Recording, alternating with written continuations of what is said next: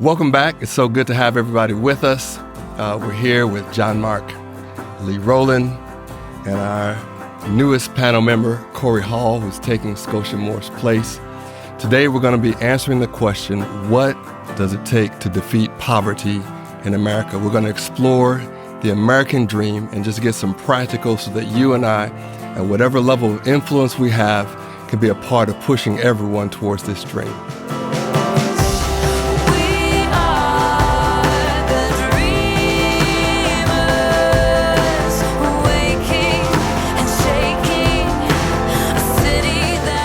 So I want to start off by reading one of the definitions of the American dream, which I think kind of encompasses some of the other definitions. This one says, it is the belief that anyone, regardless of where they were born or what class they were born into, can attain their own version of success in a society in which upward mobility is possible for everyone. The question we're answering today is, what does it take to defeat poverty in America, and how can we move into this American dream? Who wants to kick us off? No one. No one wants to No one wants to boldly address this topic. And we know the topic is broad. We want to leave it wide open.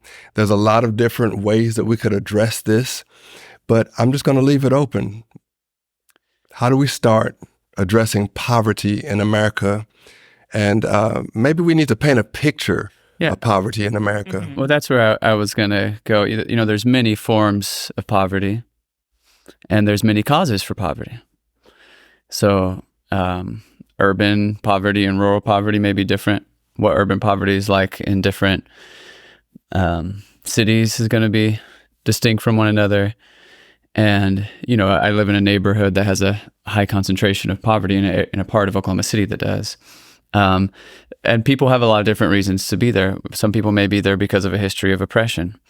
Some people may be there just because calamity, tragedy that was nobody's doing happens. Dad got sick or someone died or whatever it may be.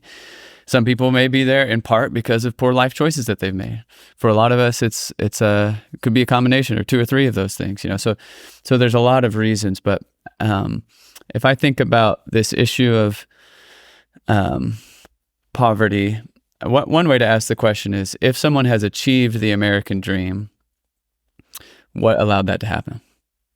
Somebody's experienced that sort of success. And let's try to define this in the most positive way possible. At least I will. Not necessarily like I'm trying to get really rich, but I'm trying to live at a level where I can take care of my family and be a blessing to my community. We're not just trying to scrape by. So think of this in a redemptive way. One of the things is probably that person worked really hard and was disciplined and all those kind of things, but they probably did all that plus had a lot of other environmental factors there. Mm-hmm. Because I've made a lot of poor life decisions in my life that if I had less safety nets could have landed me in long-term serious poverty, but I had a lot of safety nets.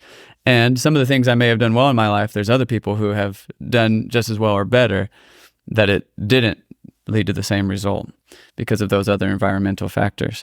So if we think about the other environmental factors, we need relationships, we need mentors, we need thriving schools, we need people. You know, so many of the opportunities I've had in life is because somebody saw something in me and said, hey, I see this good in you. I want to encourage that. First of all, I want to help you develop that potential, and then I want to be a bridge to you to put you in a place to begin to express that and to have opportunities to work. And that was all about relationships. And if I'm living in a low income community, it's not actually that those people don't have relationships. It's just that often everybody in all of our relationships are broke. You know, where none of us have money. Yeah.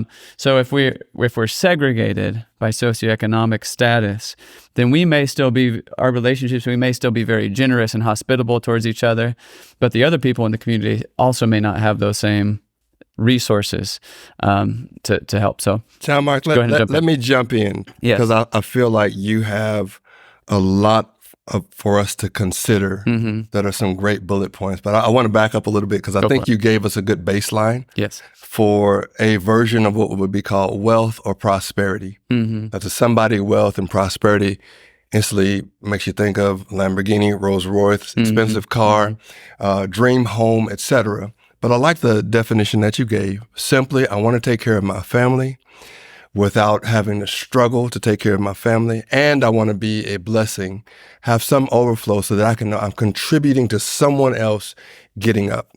So I just like that. I think that for most of us on this panel, if we could just start there so people know, I think that's kind of where we all stand.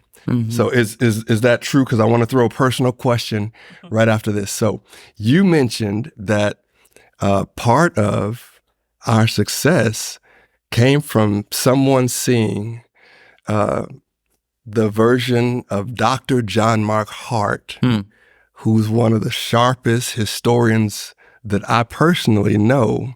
Someone saw Dr. John Mark Hart before you were Dr. John Mark Hart. Someone looked you in the eye. Something happened, some way you were able to relate to a historical figure, and that told you to go for it, and that you could become something. And I just want to ask everybody on this panel, anyone can go first. Tell me the name of a hero in your life or someone who looked at you and helped you to see yourself as someone who could rise above the challenges of life and become a blessing to others. Who's that person? Who's the first person you think of? Tell us their name. And if you need a little bit more time to think, I'll give you one. Mr. Bickle. He was my art teacher. So you all don't know this about me because I didn't develop the skill in my life that well, but I always won Artist of the Year when I was in junior high and high school. And so my junior year in high school, I had an assignment to do. I drew my little picture. Now, I started at about 9 p.m. and I finished at about 9:20 because I could do by gifting a sketch good enough that would probably put me at the top of the class. When I received my grade back on that art paper, there was a B.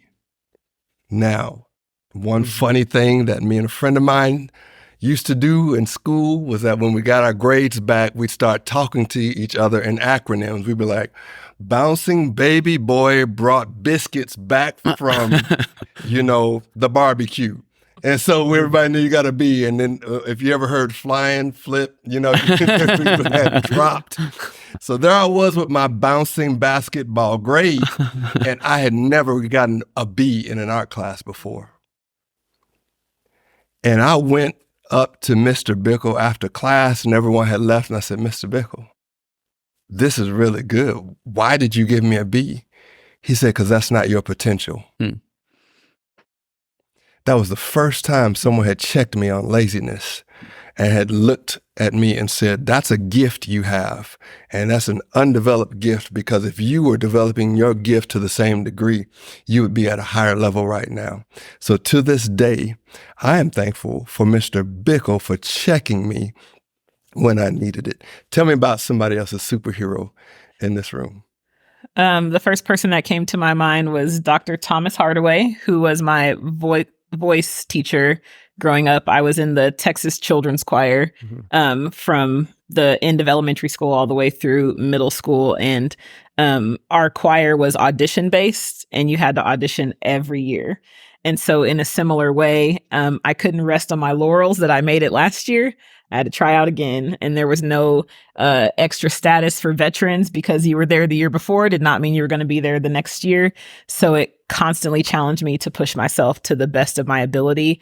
But he also opened up a world outside of what I knew about the thing that I loved, which was music. Growing up, I knew every song my mom ever played. She used to play albums for me. I was obsessed with Michael Jackson, obsessed with Diana Ross. I had all of this music, but growing up in a Black household, it was a lot of soul. And then I got opened up to the world of Broadway musicals, and my life changed. Oh, wow. and I was like, this is amazing. And my mom listened to a lot of like rock, Aerosmith, all of the things. So I had like a ton of pop culture experience, but learning high choral music, learning music in other languages, being able to be exposed to this world of creativity that I had not yet came through someone seeing this is something you may enjoy. And I know that because I've gotten to know you. And also I'm going to stretch you to grow your ability and your skill. But I would have never had that opportunity had he not opened that door. I love that story, because one thing that does concern me about, those are many of my friends that drive around compassion. It almost seems like when we bring up the term equity or making the things fair, it's almost like we think lowering the bar is going to make everything fair for everybody. So instead of trying to figure out how to make everyone an excellent reader, lower the standard. Instead of getting more personalized and finding the Corey Halls and finding the young Clarence Hills who aren't at their potential, challenge them. And as a parent, there are times when it's actually more loving for me to make my children cry and press through the pain, because more people are going to benefit, because I'm not just going to let you not become who you are. And I think one of my greatest joys of being a dad was knowing that my child had more in them and taking them on, that now I'm past my own feelings. I don't even want to challenge them right now. I feel like they've already done well. But I'm like, the best thing I can do for you right now is to tell you that, yes, you could just be an employee, but I need you to be a builder. I need you to bring something more to me, and to see the eyes almost change in my child with like, you challenged me, I accept. And it's like there's a realization that my context does not define me. And even my own personal weaknesses don't define me. Someone believed in me to challenge me above what I thought I could do myself. And I just want to put that point out there, that like the first two we've talked about here it's someone who said, Corey, I see more. And first time I met you, Corey, I was like, there's something on this young lady. And that's proven to be true. So Lee Rowland, let's just go around the table here. Lee, when we talk about, I just want to say this to everybody listening. If you talk to Lee and you just bring him over to talk about issues, you're going to get some great answers. But man, you need to go to a meal with this man, because a lot of our friends who have labored in these conversations for like 20, 30, and 40 years, they have a ton of stories, and I've got to hear some of them personally, Lee. So you have more than one. So just invite everybody in. Y'all take this man to dinner, go to lunch, and you've got to hear some of these stories, because they lift me up every time I hear them. I don't go there real easily. By intention, the way I grew up is man doesn't cry, doesn't express his feelings, and I won't do that today, I don't think. But this kind of puts me in my feelings to have this conversation. Again, I just eulogized my mom on last week, and so I hate to kind of seem like I'm going there, but it was my mom and dad. And I shared with the church some, but I didn't go deep with them. Talked to my brother and sister about my childhood, and I've never talked to anyone about my childhood. But I had a lot of anger in my childhood. Lots of anger. I fought. I was super, super aggressive. I'm the youngest of 6 boys. And then I have a sister that's 3 years younger than me. And so I got all of these hand-me-down clothes. So I went to school with shoes that were too big, trousers that were too big, my belt going around my waist twice, and things like that. And so I've got pictures of me with with clothes on. I mean, when I'm taking a picture, I'm posing, and that blazer is 3 sizes too big. And so I grew up with anger that I'm getting these hand-me-down clothes. I'm the youngest of these kids, and so I had to fight to keep up with them. I couldn't cry playing baseball. I get hit, knocked down. I couldn't cry. They were like, okay, well then go in the house. So I was super aggressive. Anybody my size had it coming. I mean, if they were my age, because I had to play up. Well, then my sister, being the only girl, being a preacher's kid, my sister got dolls and clothes given to her by the church. And so I'm angry at my sister. And I'm angry because I'm a little boy. And so I was super aggressive. And I won't go any further than that in terms of my anger. I was super angry. My mom and dad saw something in me. I got lots of discipline. Lots of discipline. I was outside the room once and I heard my dad say to my mom, he said, "Don't break his spirit." I don't want to break that boy's spirit. And that said something to me as a young 7, 8-year-old kid. He cares about me and he sees something in me.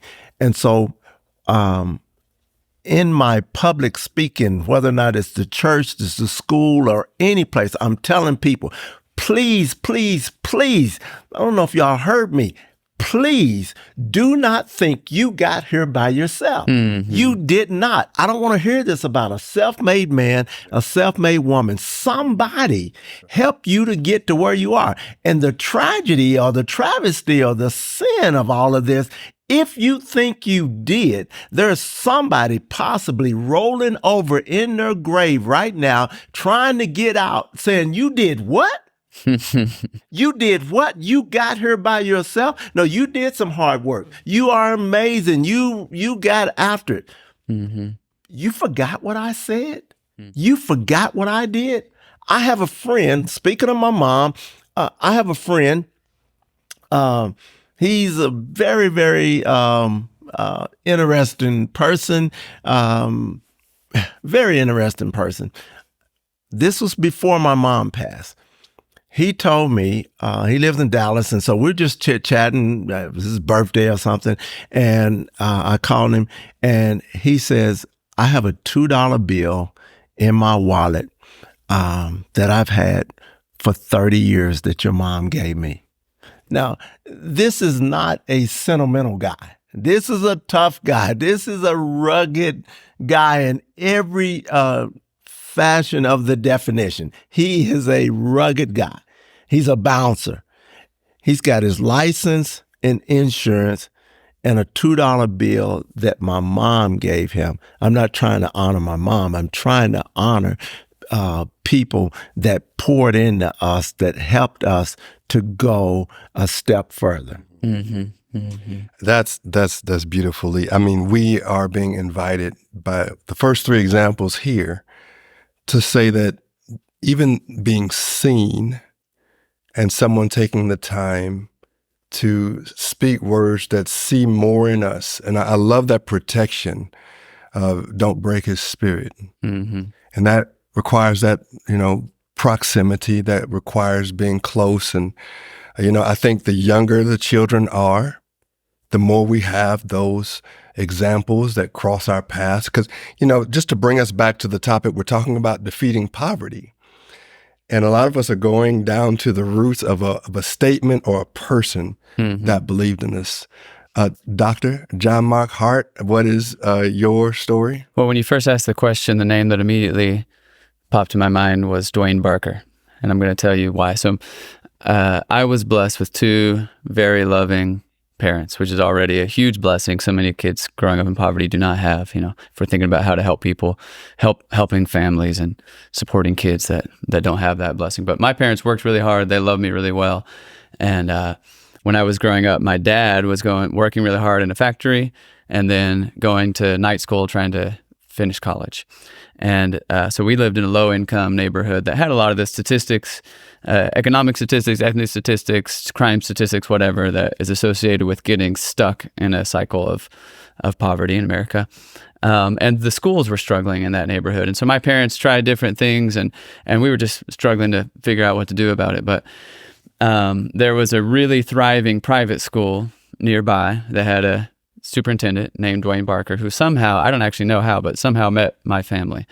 And his heart was touched to invest in us. And so he told my family, hey, if you want to put your kids in this school, I know you can't afford it, but if you'll work as janitors 1 day a week at the school, then we'll waive your tuition so you can come here.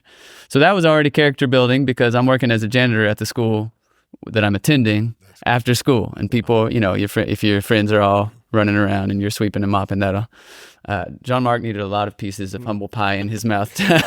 And God fed me quite a few. But that was character building. But it was an excellent school. It was a college prep school. And at that school, which we wouldn't have had the economic resources to get to, I had a lot of great curriculum and great, extracurricular opportunities and everything else. But there was also specific teachers, Mrs. Hall, Mrs. McElvoy, 2 writing teachers who saw a potential in me, who affirmed that and kindled in me a love for the written word. And so I think Dwayne Barker making a financial sacrifice from the school's perspective in order to give a kid access who would not have had it, and then those teachers speaking into me then paved the way for me to get a full academic scholarship to college, which there's no way we could have paid for college. And that was just all somebody else helping me get there. So for me, that was the first name that came to mind.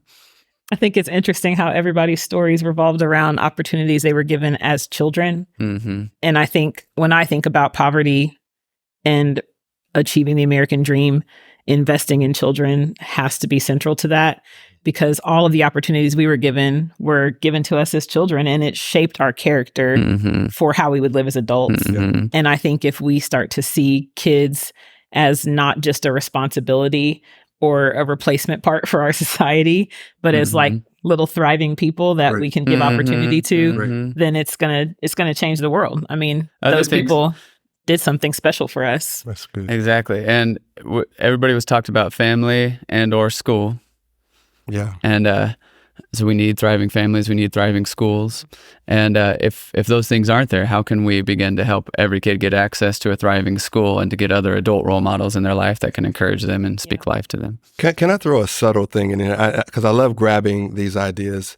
In our last episode, if you didn't hear our last episode, we want to invite you to go back. It was a really, really dynamic conversation around, defeating division in America. You mentioned individualism. So when I draw a circle around myself, and we almost saw the preacher man of Lee Rowland come out just a second ago. You heard the tone rising, and we almost passed an offering plate. We had to just cut for a second. But the factor of I didn't make it on my own. Mm-hmm. And what I love about Dr. King and that generation's vantage point, a lot of things that they did, sacrificing, walking for miles in the Montgomery bus boycott, giving up certain careers and certain futures to try to widen the path for our generation to come. When I'm standing in front of you all, as I'm sitting here right now, it's not just me. You're looking at Clarence Hill Sr. and Lorraine Hill. You're looking at Jonathan Hill, Diane Hill, Donna Hill, Teresa Hill, Andrew Hill, my siblings. You're looking at aunts and uncles. You're looking at a couple people that would pass me in the church hallways. When I walked through our church, that's why I'm so thankful my parents took me into an environment where the community of parents spoke life into the children. It was the way they said, there goes those Hill boys. You could say that in a way where you're like, oh, there's the troublemakers, there's the ones that need to get their act straight. But when they said Hill boys to us, it made our chest stick out. There was no way we were going to live thinking that we weren't going to be a part of making a difference wherever we went. Environment was subject to all the words spoken into us. So I thank my parents for that. Corey mentioned last time that this box of individualism hinders that. So what if teachers and educators and leaders, when you're on your campaign trail, what if you just decided to not put so much attention on you? What if we talked a little bit more in our introductions, even of ourselves, and not just focus on our brand? Let's talk about the names behind our brand. That's why I took a little bit longer when Lee was about to speak, because if you spend some time with him, you will learn about his father and you will learn about his mother. There is no separation of the two. I never met either one of them, but I have met them in Lee. And we're not supposed to be a one-generation expression. We are an expression of more than just our experiences in life. And I'll tell you the picture that I believe this makes us, and to me, this is the source of poverty. I would call it a form of spiritual poverty. In spirit, we're so individualistic that we're tumbleweeds instead of great trees.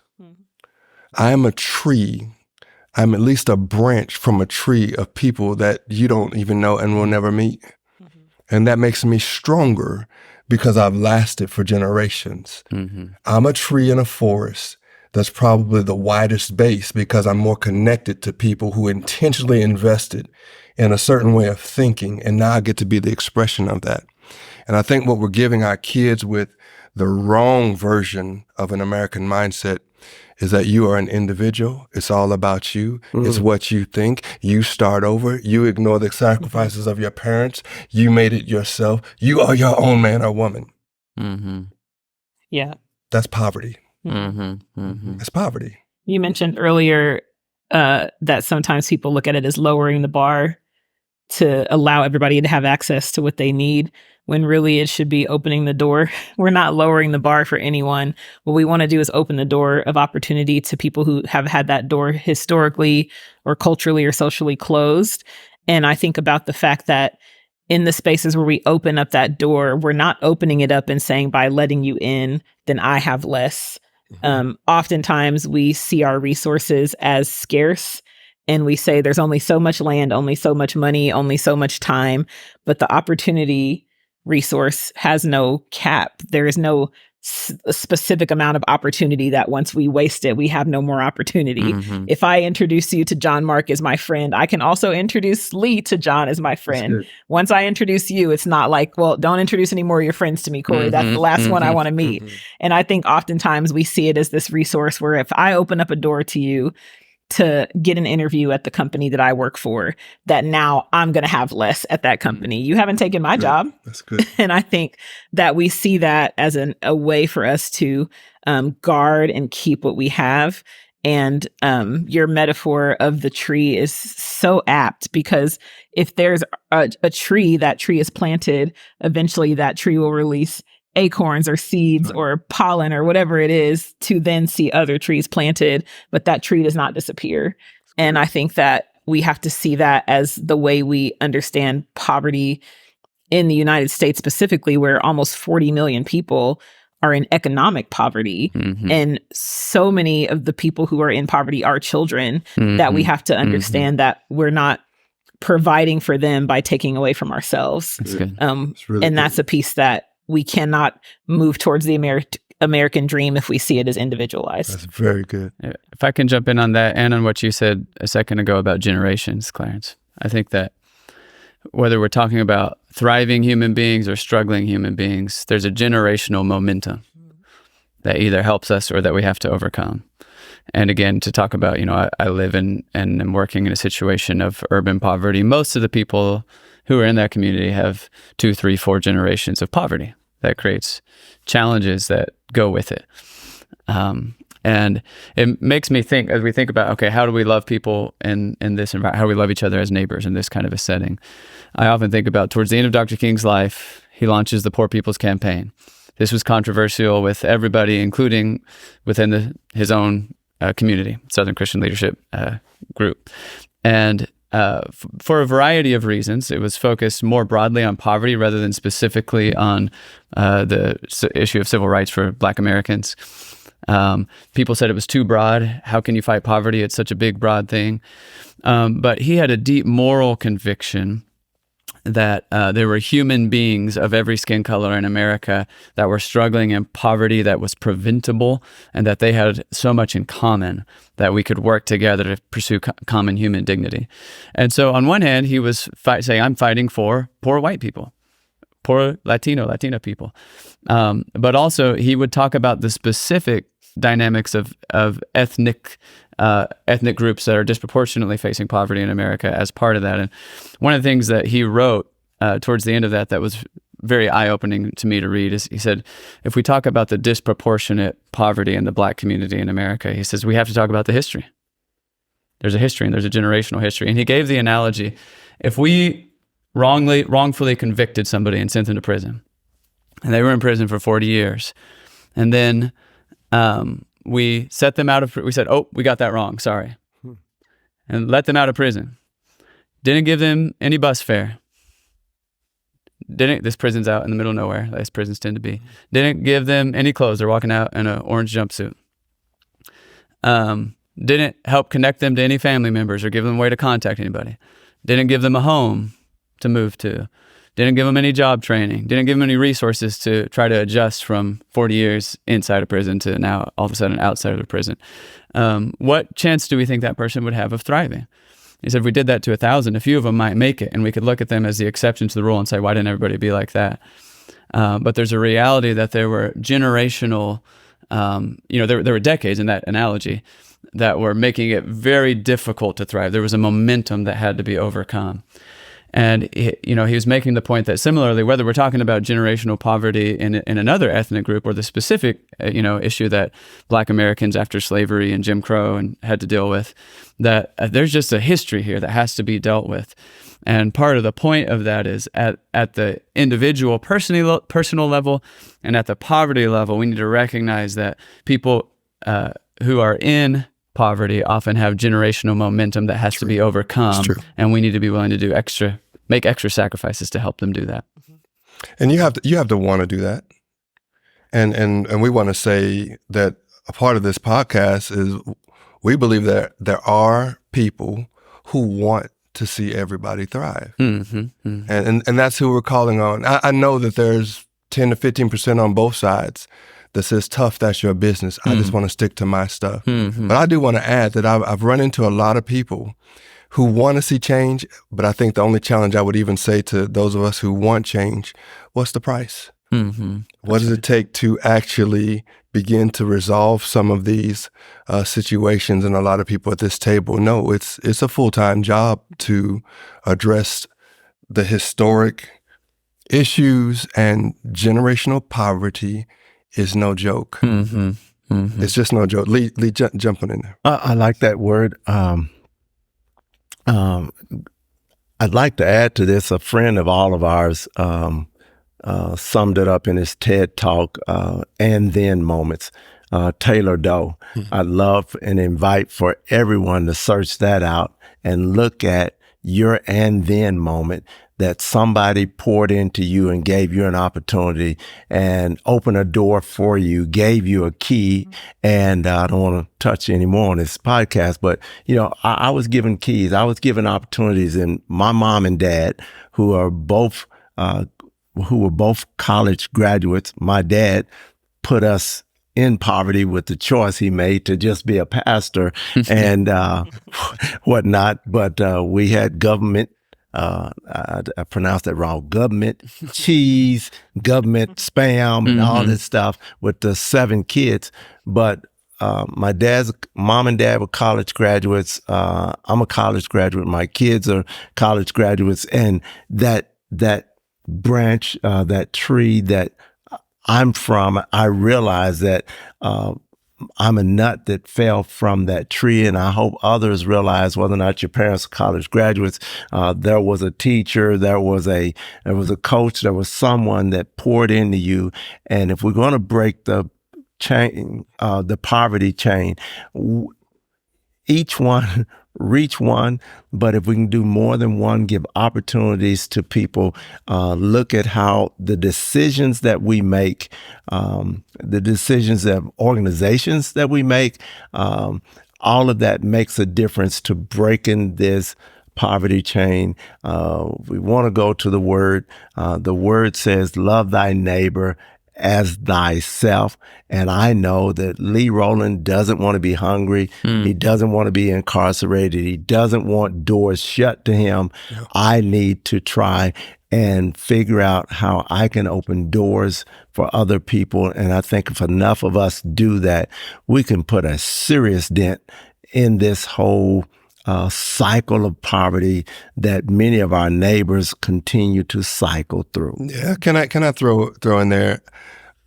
A lot of people listening have been doing things, and I think there's a segment of people who have jumped into the conversation, and it's so overwhelming, they get discouraged. Mm-hmm. So we just want to take a moment to say, those of you who have adopted children, you help children have a home who are in foster care. Yeah. You've shown up at the schools. You helped make Two Lakes back in the day, and maybe still today, elementary school and several other schools, a place of hope for some children. We need you. Don't get discouraged. Stay in the race. You can't always calculate what your actions are doing for someone. Oh, my goodness. Just picture one of these days, and the beautiful thing about imagination is 20, 30 years down the road, that kid is sitting at this table, and hopefully if enough of us grab some of these thoughts, they'll be dealing with a different conversation.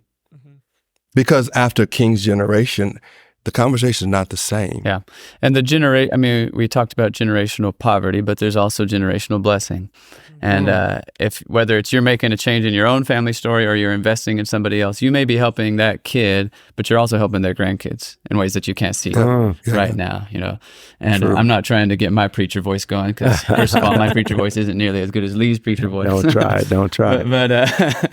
But generational curses, generational blessings is a thing religious folks talk about. But when we talk about it, one of the things that we're clear, generational blessings are actually stronger.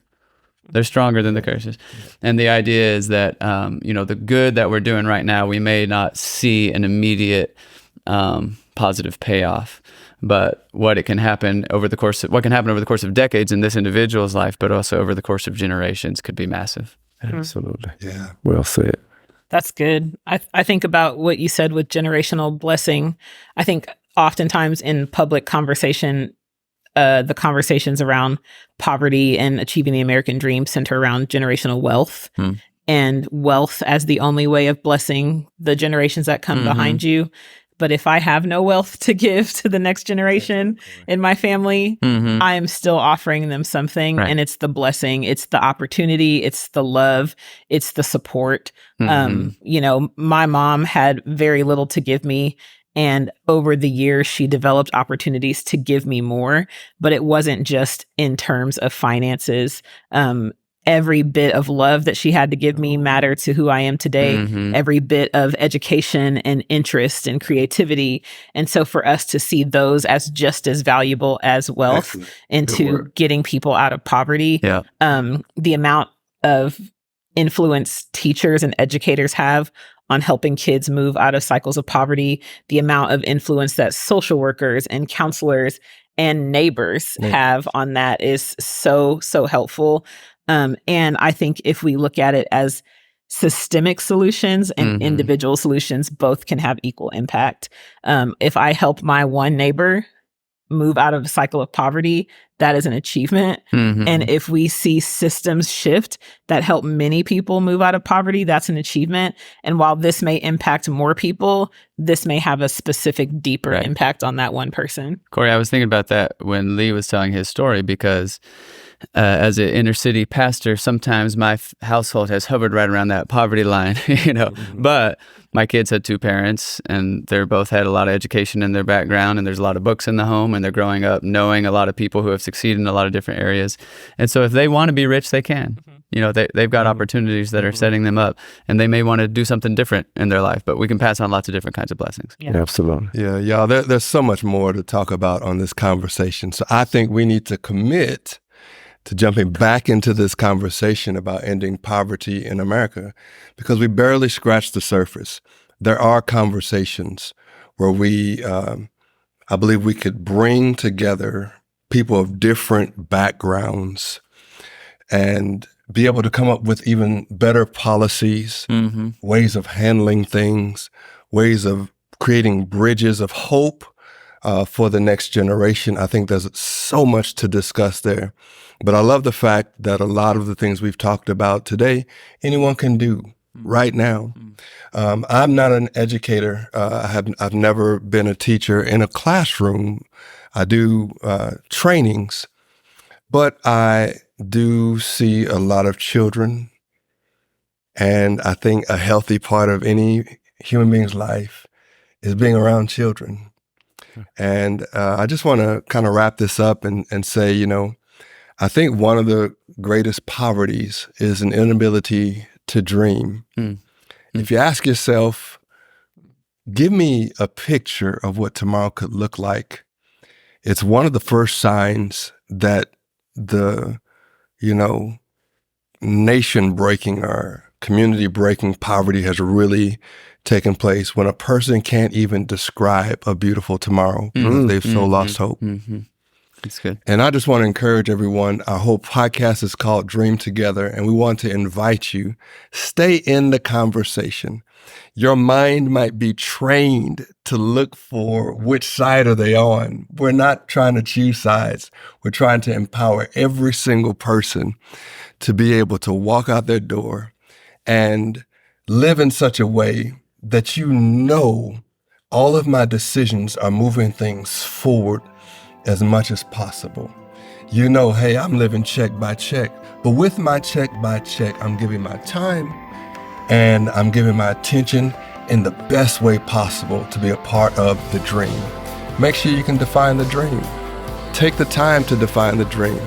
When you can't dream anymore, that's when you need to link arms with a Corey Hall, a Lee Rowland, and a John Mark Hart. All right, y'all, thanks for joining us. This is the Dream Together podcast, and we invite you to be the dream.